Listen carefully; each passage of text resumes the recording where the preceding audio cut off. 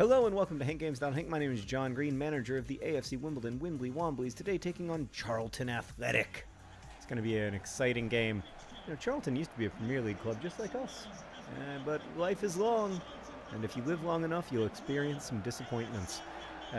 Charlton Athletic fans know something about that. Of course, so do AFC Wimbledon fans. So this game will be played in a spirit of love and goodwill, unlike our previous game, which was played in a spirit of, I actually do kind of hate you guys. Today's topic comes from Project for Awesome donor Jonathan Hubeka. Hope I pronounced your name correctly. I'm terrible at Dutch pronunciation, as anybody who lived with me in the Netherlands is happy to tell you. Whenever when I was in the Netherlands, and I would try to speak Dutch, which I would often try to do to be polite, because you want to at least make a go of it. Either people would answer me back in English, which I liked, or they would say auf Deutsch, which means, as far as I can tell, is that German or are you German? Not to generalize, but I would say that like being German is maybe the only thing worse than being American. If you're in the Netherlands. So yeah, I would always be like, no, American. Not auf Deutsch, not auf Deutsch. Nay, nine. No, not nine. Anyway, Jonathan wanted me to talk about Kurt Gödel's incompleteness theorem and Douglas Hofstadter's book, Gödel, Escher, Bach, which talks partly about said theorem in just a very thought-provoking, and it's also an enjoyable book on AI, logic, music, consciousness, etc. Which does sound like a good book, but I haven't read it, so I can't talk about it. I will try to check it out, though. And I also don't know much about Gödel's incompleteness theorem. I mean, I know like some of the ideas in it, but not really enough to make a Wimbly Womblys video about it. Fortunately, at the end, Jonathan says also just a general ramble about consciousness would be fine as well, which is my specialty. General rambles about consciousness. And I can even kind of talk about Gödel in that context. So I have long been fascinated by Gödel's career, and I have thought a lot about him, even though I do not know much about higher mathematics, and I'm always suspicious of when people try to apply rules of mathematics to life, as I tried to make a joke about in The Fault in Our Stars, but it seems like most people didn't get the joke, but let's move on from that question. So, Gödel had a lifelong fear of being poisoned. He was afraid that his food would be contaminated or poisoned, and that controlled a lot of what he was able to eat. In fact, for much of his life, he was only able to eat food that was prepared for him by his wife. And that was a... I'm getting to the ramble about consciousness, by the way. This is just a little bit of background. That was, you know, this big controlling, obsessive thought of his life, that the food might be poisoned.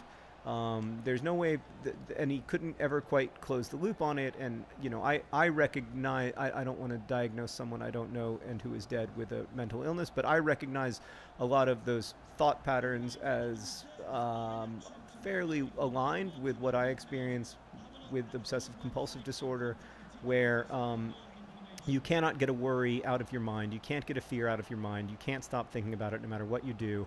And so in order to live with the fear or find a way out of the fear, you do some kind of like constant checking, or, oh, I've scored a goal. I've scored a goal, and I believe that it was scored by a midfielder? I did a non-John Green just score a goal?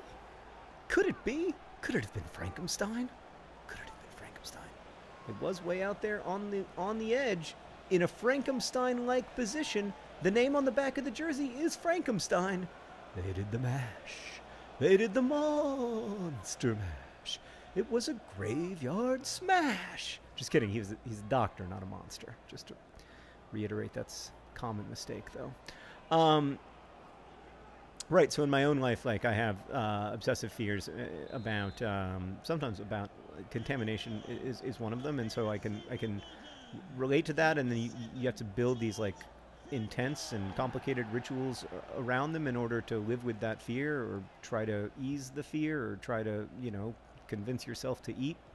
So you recognize that you have to eat, and so that's the way that Gödel did it. He could eat food that was prepared by his wife, and that's how he lived with this obsessive fear that occupied so much of his brain space. But then his wife was hospitalized, and he died. He died of starvation, essentially. He weighed like 65 pounds when he died, and he died of starvation because he couldn't eat food because his wife was hospitalized, and so she couldn't make food for him, and so he couldn't eat, so he died. And I think to a lot of people that seems, well, I mean, I guess probably to the average person that seems super crazy. Like, that seemed like obviously at some point he must have recognized that there was a far greater danger to him in not eating than whatever minuscule chance that, you know, his food might be poisoned in a way that would result in him being, you know, like permanently being killed by the poison. And that, I've been fouled, but his life is full of disappointments. So of course he recognized that. You know, he was a genius. I don't think that it was difficult to make the logical case. The problem is that those obsessive thought spirals operate in a place so far away from logic. I almost just scored the greatest goal of my whole life. They operate in a place so far away. I just want you to enjoy that. That would have been amazing, but it didn't happen. That operates so far in a place so far from logic, in a place that logic cannot really effectively touch, because you can't close the loop, right? Like, even when I was talking about it just now, I had to say that, like, you know, not eating was almost certainly a greater risk than the risk of whatever minuscule risk of eating contaminated food. But you can't have any kind of certainty, because there is always a real risk of eating contaminated food and getting really sick, or even eating contaminated food that kills you. Eating, you know, there is a risk that somebody is poisoning you. Now, it's of course very low, and prioritizing that risk is not rational. But I think for people who have obsessive thought spirals, or at least for me, I should only talk for me. For me, in my obsessive thought spirals, if I cannot close the loop, I cannot calm down, and there is nothing, and the level of anxiety that accompanies that obsession is completely debilitating. Or even maybe beyond debilitating. It is debilitating, but it's also much more. It's also just excruciating. It's excruciating partly because of the fear itself, and partly because it comes with a secondary fear, which is the fear that, you know, I might not be driving the bus of my consciousness, right? Like, if the only thought that I'm really able to have, which is how it feels, like I can't, you know, I'm not choosing to think about this stuff. I don't want to think about it. I don't want to be having this obsessive thought, and I can't stop having it. Well, that in and of itself is sort of like a horror movie level terrifying, because that implies that the thoughts that are supposedly mine are actually not mine, in the sense that I don't want to be having them, and I'm being forced to have them. Well, then who's forcing me to have them? Is it some outside force? Is it some sort of like, you know, chemical version of demonic possession? Why am I being forced to have these thoughts that I don't want to have, that are making my life worse? I've scored a goal. It was bald John Green, and it was magnificent. Then he did a cartwheel. Then he hugged his husband. So there's what I think of as like the first ring of fear, which is the fear that this food might be contaminated, and so I have to like compulsively check to see if it's contaminated, and to look for mold, and to look for mold again, and did I look for mold enough, and did I look for mold, and have I looked for mold the right number of times, and have I been counting, and maybe you didn't count, so you should start over. There's all that, which is annoying. But those compulsive behaviors, which are kind of the like, that's the part of OCD that you see on TV because it's visual, I think, because it's easily visualized. It's a mental illness that you can see, which a lot of mental illnesses aren't, which I think is one of the reasons they aren't particularly well portrayed on television. But those compulsive behaviors, while they are like weird, and I get why they're interesting, and they're certainly, you know, like an important coping strategy, really probably should have gone for the shot instead of the chest there. Not an effective coping strategy, but one in times when it feels like they're none. That anyway is not the like central fact of it for me. The central fact of it for me is that I have this primary fear that I'm trying to use these compulsive behaviors to check myself on, to calm myself on, so that I can get through the day. But then I have this secondary fear, which is that like if these thoughts don't feel like they're mine, they're often called invasive thoughts. or intrusive thoughts, I guess, intrusive thoughts. And these thoughts don't feel like they're mine. They feel like they're intruding from somewhere outside of me, but I am being forced to have them. So who exactly is running the bus of my consciousness? Am I just a passenger in this consciousness, or what I think of as me, is not really in control of what I've always been told is mine, my brain, my body, my mind. Is all of that really, you know, are the strings being pulled somewhere else or by someone else rather than by me? And why am I forced to think this thought over and over again that I can't get myself free from? And it is, I mean, if anybody you don't have to have an obsessive thinking disorder to know how this feels. I don't think. Like, most of us have had breakups or some experience where, like, you found that, like, even though you realized that you didn't want to keep thinking about this person, and you wanted to move on with your life, and you knew it was a good idea to move on with your life, that, like, every single thing reminds you of them, right? Like, you open the car door and you're like, oh, I remember when we opened that car door that one time at the Grand Canyon. Or, like, you know, you drive past a house and it looks kind of like the same house, or you smell a perfume and it smells kind of like the same perfume, whatever it is. And then you're reminded of the person, and then you're, like, back feeling sad thinking about them, and you're like, why can't I just stop thinking about this person? Well, like, imagine if, like, that was your primary way of going through life, and not only when you're, you know, in a romantic relationship, but pretty much all the time. That's how it feels when it's not well managed. And that thought that, like, consciousness is somehow has to be divided, even like one of the cognitive behavioral therapies that I find most helpful, and that lots of people find helpful, is like self-talk, where you say stuff to yourself, which is a completely fricked up idea the more you think about it. Like, what do you mean I have to talk to myself? Like, well, that implies that there are two of us, which is in and of itself weird. Like, who's doing the talking and who's doing the listening? Which is the self? Are they both the self? Is it like the self separating so that the self can make sense of itself, so that it can try to convince itself that you're not really in this, like, body-shaped prison?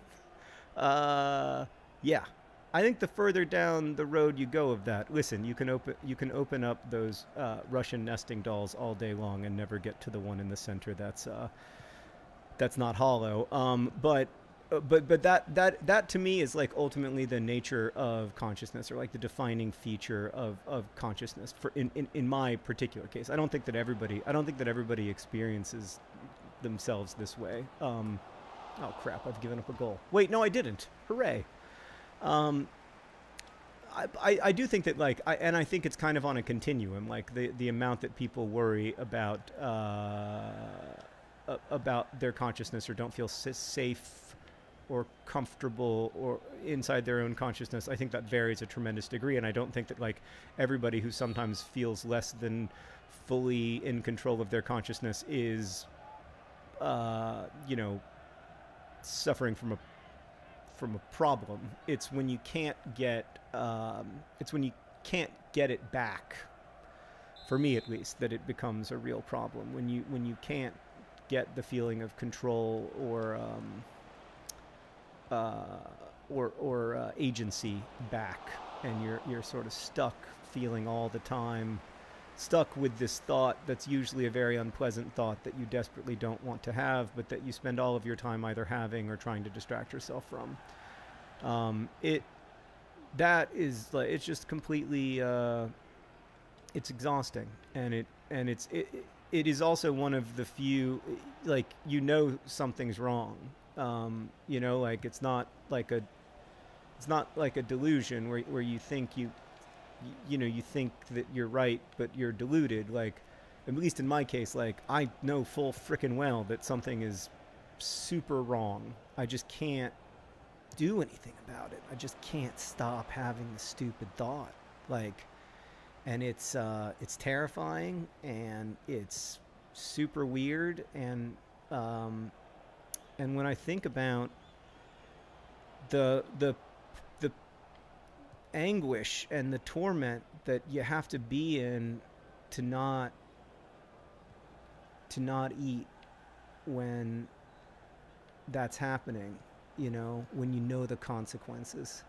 He wasn't a young man, you know, wasn't a stupid person, and he wasn't a young person. He was 71 years old when he died.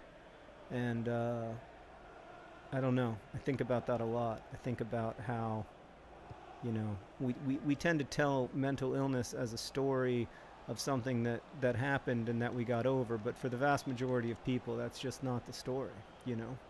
That isn't to say, I want to emphasize this really, really strongly here at the end, that there is no hope. I think that especially when people are suffering very badly and when they are in a lot of pain and when they are struggling to find even expression or form for that pain so they feel completely alone inside of that pain, I think it can feel like, well, this is forever. It's not. It's not ever forever. That is always a lie, in my opinion. That is always a lie that your brain is telling you. And that's never the truth. How you feel when you are at your sickest is not how you will always feel. There are really effective treatments for the vast majority of mental illnesses. It can be frustrating, it can be time consuming, it can be an up and down process, but people do get better. I am an example of how people get better. You know, I am by no means cured or have this in my past, but I am able to live a really rich and fulfilling life because it's well managed. And when it isn't well managed, my life is harder, and then it gets well managed again, and then my life gets better. It's like living with any chronic illness, but it is something that you can not just live with, but thrive with, and have a really good life. Just in case anybody feels like they need help today, there are resources in the doobly-doo below that I want to, because you should never be afraid to ask for help. I know it can be hard, but when you need it, you need it, and there are resources. So yeah. Anyway, I wish you all well, and thanks for listening to my ramble on consciousness. Best wishes.